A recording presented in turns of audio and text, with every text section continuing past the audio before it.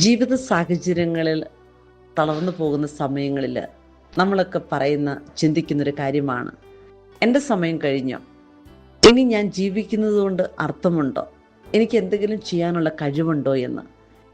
ദൈവം നമ്മളോട് പറയുന്നൊരു കാര്യമുണ്ട്, എൻ്റെ സന്നിധിയിൽ നട്ടവനെ ഒരിക്കലും ആർക്കും തളർത്തുവാനോ തകർക്കുവാനോ പറ്റുകയില്ല. അവൻ കർത്താവിൻ്റെ അങ്കണത്തിൽ വളർന്ന് പുഷ്പിച്ചുകൊണ്ടിരിക്കുമെന്ന്. 92 സങ്കീർത്തനം 13-14 വാക്യങ്ങളിൽ നമ്മളിത് കാണുകയാണ്. ഒരു മരത്തെ നമ്മൾ നോക്കുകയാണെങ്കിൽ അത് നിലത്ത് ആഴത്തിൽ വേരുറച്ചാൽ ഏത് പ്രതികൂല കാലാവസ്ഥ കടന്നു വന്നാലും അത് നിലനിൽക്കും. ഇതുപോലെ ദൈവസന്നിധിയിൽ ആഴത്തിൽ വിശ്വാസത്തിൽ പ്രാർത്ഥനയിൽ വേരുറച്ച ഒരു ദൈവ പൈതല്, പ്രശ്നങ്ങൾ കടന്നു വരാം, രോഗങ്ങൾ, കഷ്ടങ്ങൾ, നഷ്ടങ്ങൾ, വേദനകൾ കടന്നു വരാം, പക്ഷേ ആർക്കും തകർക്കാൻ പറ്റുകയില്ല.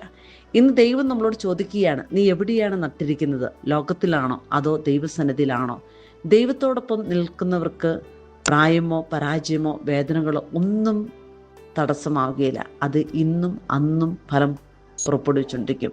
സ്നേഹത്തിൽ, വിശ്വാസത്തിൽ, ക്ഷമയിൽ നമുക്ക് വിശ്വസിക്കാം, മാറ്റമില്ലാത്ത ദൈവം നമ്മുടെ കൂടെയുണ്ടെന്ന്.